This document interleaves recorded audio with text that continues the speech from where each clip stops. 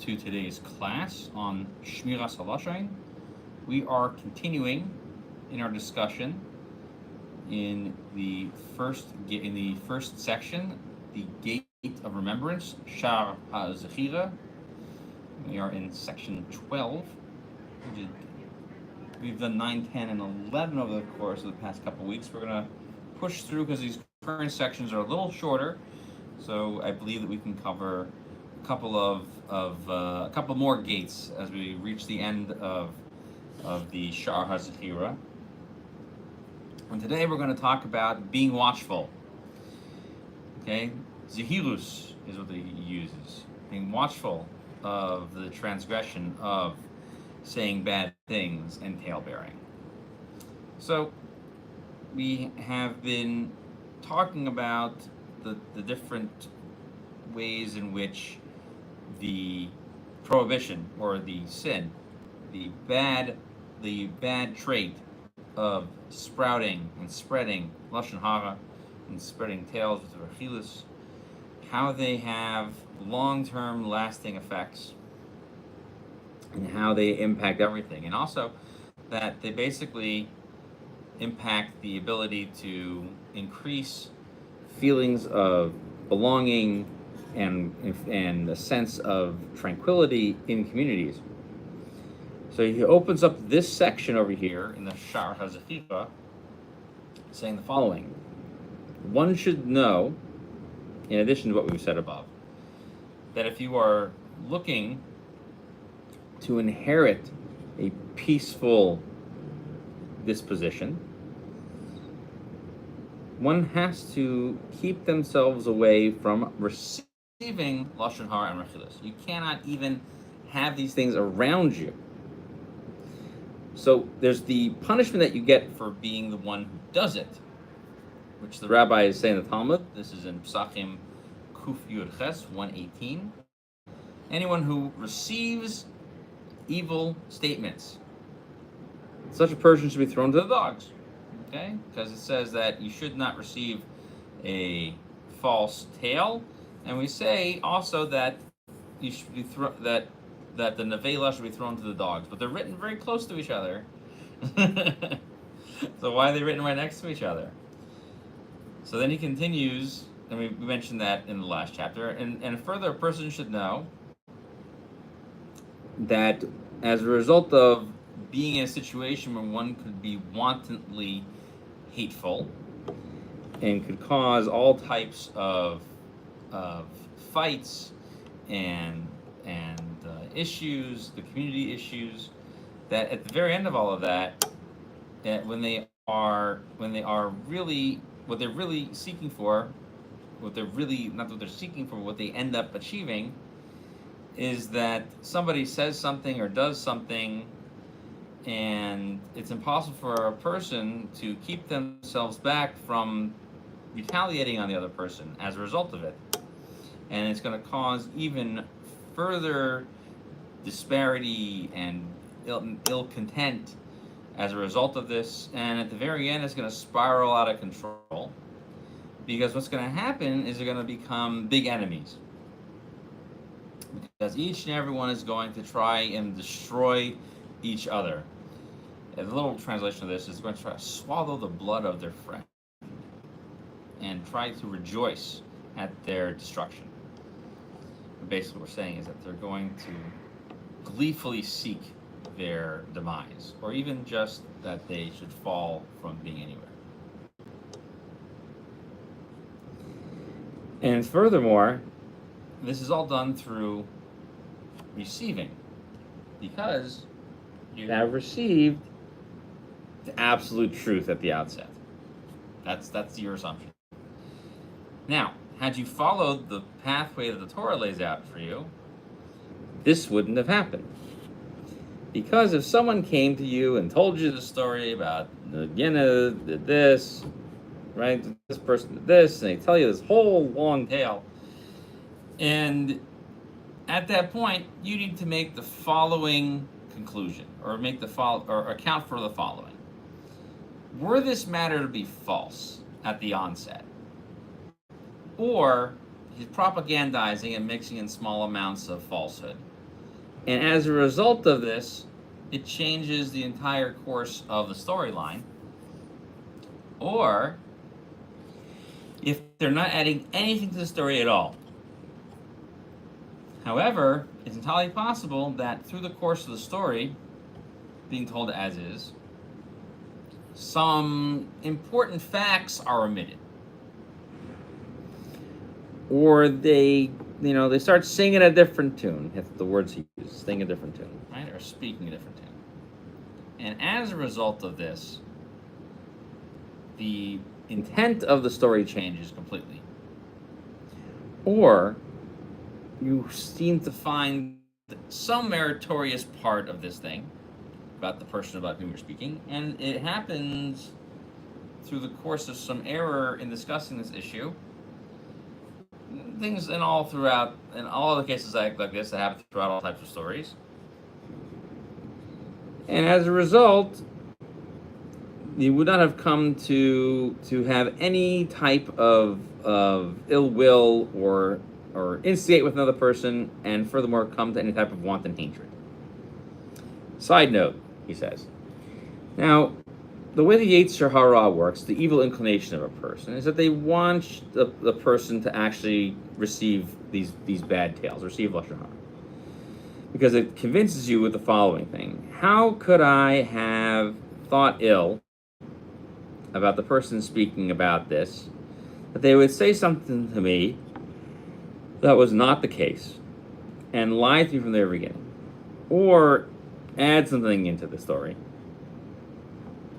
or mix in a little bit, and then they would be violating "stay away from lies," and so you have to ask them. So it's good for me to know that to also worry about the person telling the story, because then he's saying something not true about his friend. Better than I should believe him what he's saying about the other person. Because if I would have seen a person, for example, wearing shatnez, right? They're violating a Torah prohibition by wearing wool and linen mixed together in the fabric itself. Or if they were taking a straight razor and shaving their head, or taking that same straight razor and shaving their beard. And then they would have come and told this same thing about their friend, or anything else that they would have done wrong, I would have said, well, that wouldn't be the case. Because I would have said to him, buzz off. How can I trust you? Since you yourself don't seem to be so strict about other Torah prohibitions, do you don't seem to mind so much about spreading falsehoods? And so too with that is with this as well. That when you are initiated by a person initiating the tale, or the talebearer himself, even if that would be the case, the story is true, they're still violating a Torah prohibition. Lo selech rachil. Do not go about as a talebearer.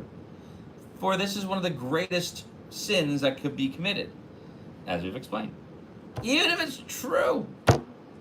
And you're going to be curious about the person about whom he's speaking. And even if you were still saying that, you would still think that the person saying it is also a liar. Okay, or at the very least, to mix up in the middle of the story some of the true stuff and some of the false stuff, and then it's all a big mix from beginning to end. Going back to the main point of the chapter, bigger than this,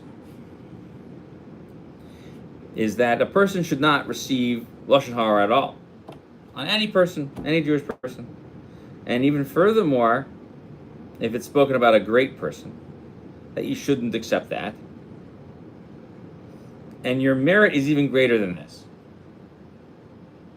And we see the story in the tales of the people who recite the stories of the house of Eliyahu the prophet, Tanan of Eliyahu. It's in section 2, chapter 7, and it says the following. This is how the people who have good inclinations behave. That when they when they do things that cause other people to take a little bit of a tax on them, financial tax on them. That if it goes on, it goes on for nearly 4 generations. Because we see in the case of Yerovam ben Yoash, that Yerovam ben Yoash was a great person, and he was a leader amongst the most honored of prophets. And the fact that he was not given over to Yehoshua ben Nun, and he wasn't given over to King David. Okay, so great things were given to Yerovam ben Yoash, and it says in the second book of Kings that he restored the boundary of Israel in many different places. So it was a great thing. And what was his big merit that he was able to accomplish moving all those boundaries? And he was able to restore certain boundaries. I mean, he was one of those people in the Book of Kings who clearly led people off to worship idols. His big merit was that he did not accept evil speech about Amos the prophet. And therefore, he restored the boundaries. That was the boundary he restored. So from here we say, the Midrash continues, we give, the words in Hebrew are really important. Magagalin schus ayde zakai v'chov ayde chayev. And we find this in a number of places, that good things happen to people who do good, and bad things happen to people who have done bad things. And this is a way in which all Jewish people can experience these events everywhere they live. And with all types of the people who were idol worshippers and they worship the stars, and all the families of the earth. That's the end of the quote. So, the Chafetz Chaim continues on his own. No, my brother, Achi, says Achi, my brother, that someone who guards himself from receiving Lashon Hara and from receiving tail bearings, he will have perfect Torah and mitzvos in his person. Because without them, he's going to be exposed to losing so many hundreds of thousands of mitzvos through it.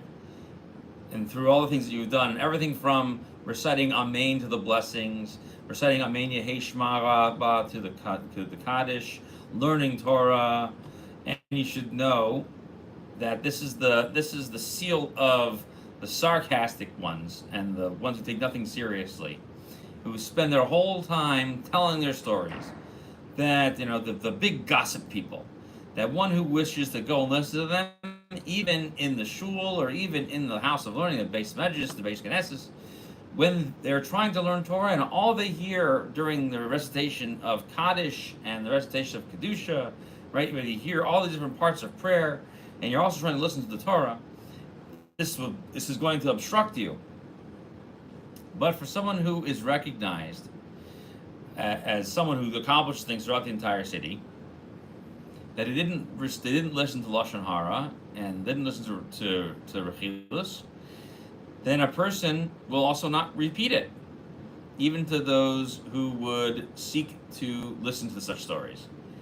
Because then you would be creating other people who are those who spread Lashon Hara before those who want to listen to it. And you certainly shouldn't say anything about one's own self. And furthermore, that one who wishes to be very careful about the mitzvah of not receiving Lashon Hara and Rechilus, a person should be constantly aware to reprove those in his home and to explain to them the great reward as received by one who is very careful about these things, and to repeat to them how bad the repercussions are of behaving this way. Rahman al-Aslan, God save them from such a terrible thing. They shouldn't fall apart as a result of reciting these stories into the net of those who receive Lashon Hara and tail bearing. Look at the book Chafetz Chaim, his own book, he's quoting himself. The first section and the first section, the eighth block of it, and the fourth halacha in there, and also in the second section of it, in the sixth block and the fifth halacha cited there. That was gate number 12. Let's go on to gate number 13. And over here we're going to discuss that through this sin, one is going to cause others to sin as well. So how important is it that the person considers what it is that they need to be careful about when it comes to understanding the bitterness of this sin? Because it should be known that through the commission of this, that you're going to turn things around in the other direction. And so it's not only that you're doing the sin, but you're going to cause others to engage in it as well. And through that, by bringing your friend and other people to whom you are reciting these things, you're going to cause them to now hear Lashon Hara and to receive it. And other types of issues that are listed in the book Chafetz Chaim. And if you didn't say anything, you wouldn't be involved in this prohibition at all, which the rabbis themselves have said in Bamidbar Rabbah, chapter 21, that it's worse that a person makes another person sin, more so than just killing him. Because if you just killed him, you've only made him lose this world. But if you make him sin, you're taking him away from this world and the next world. So see this, my brother, how difficult it is that the Torah warned us against things that should not be done.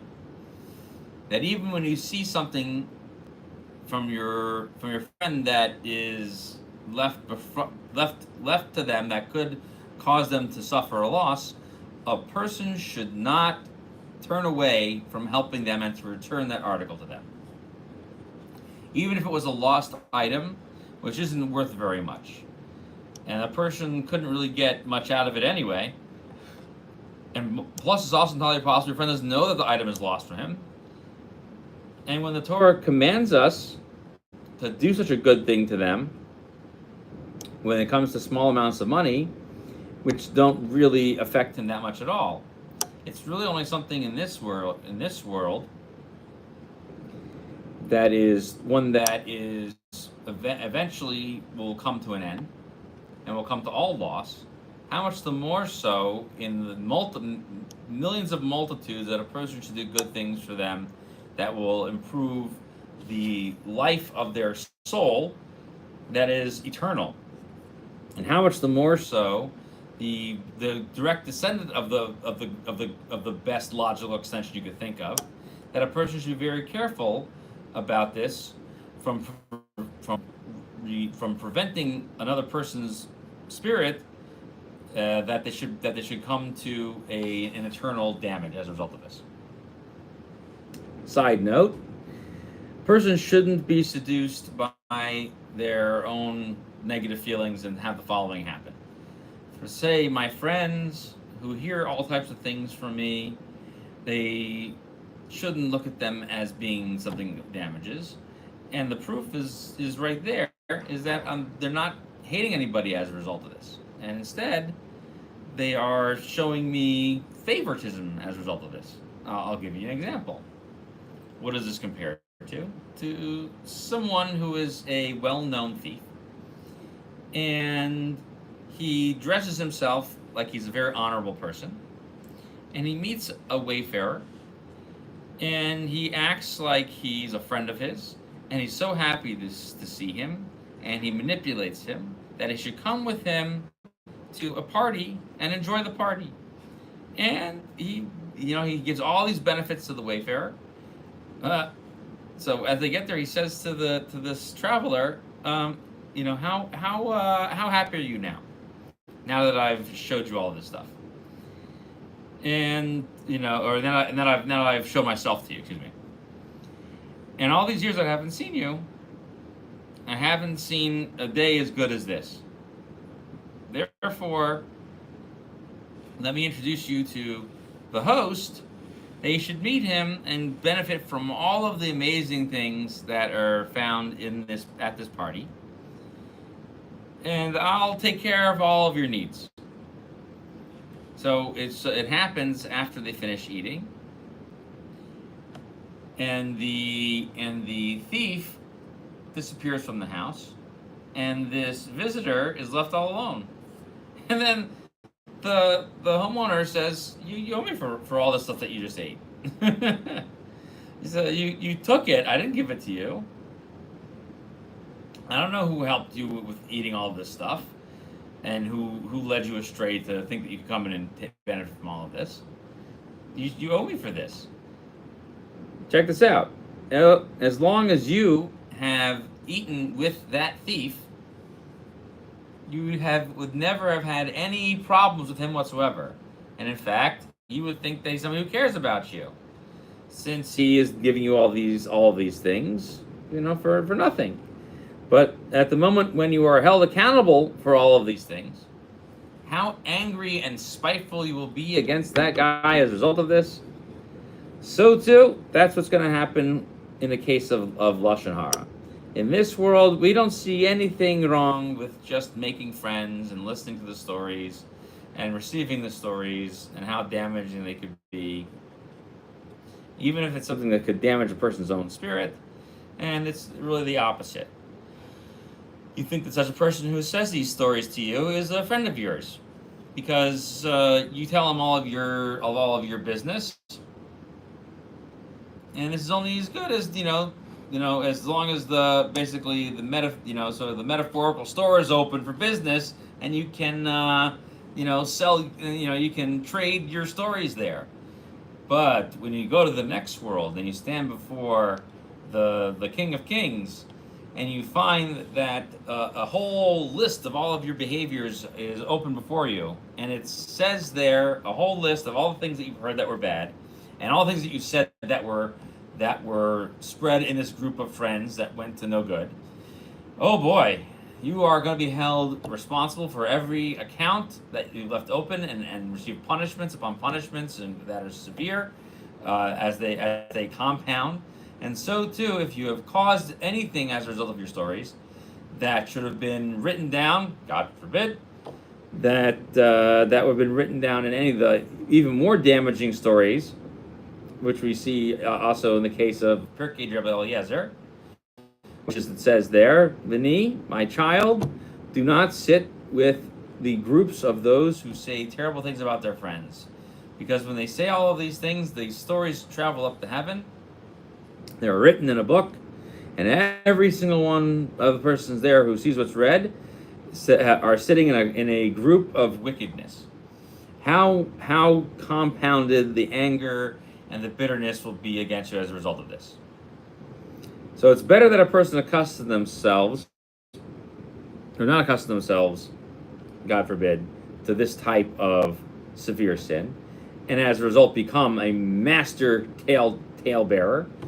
A person should know the only path left open to a person like this, who constantly says bad things about their friends, and to arrange themselves in these groups of people to make it sound, to make their speech more palpable to each other, until they basically manipulate each other to say Lashon Hara. And then what could happen is they are going to then bring something terrible upon a person or on other groups of people. And it could be that if we go ahead and take enough of an account of all the terrible things that you're saying about them, there's no way to really clarify what's going on.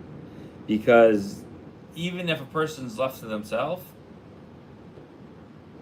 and they're being destructive, furthermore, he's being destructive to those who are simply in their surrounding and are manipulated by the things that they're saying to a negative tint. And not only that, but they're going to become people who regularly receive these tales, and they're going to become people who now spread the tales. And sometimes they're going to mix up their stories with all types of falsehoods and acrimony amongst all of these stories, and they're going to further descend into a group of liars and clowns. So a person will certainly be punished for all of these types of behaviors, just as we see in the Gemara Makos 5a, that the Torah punishes one who is a party to violating other sins. And they further say that Lashon Hara kills three people: the one who says it, the one who listens to it, and the one about whom it was spoke. And it further says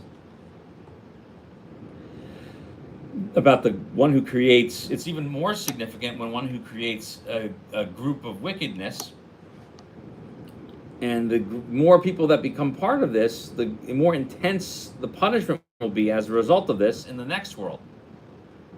And so too, there will become punishments even in this world, because it wouldn't suffice to simply just repent from this behavior. That we said before, that someone who brings many others to sin, one is unable to do tshuva for it. Therefore, a person should be careful and guard others. And so you should know, my brother, that you should be aware of this, to be more and more worried about your own self and other types of Jewish people, and refrain from doing this terrible thing in these large groups. And how much better it is and more appropriate to conduct oneself,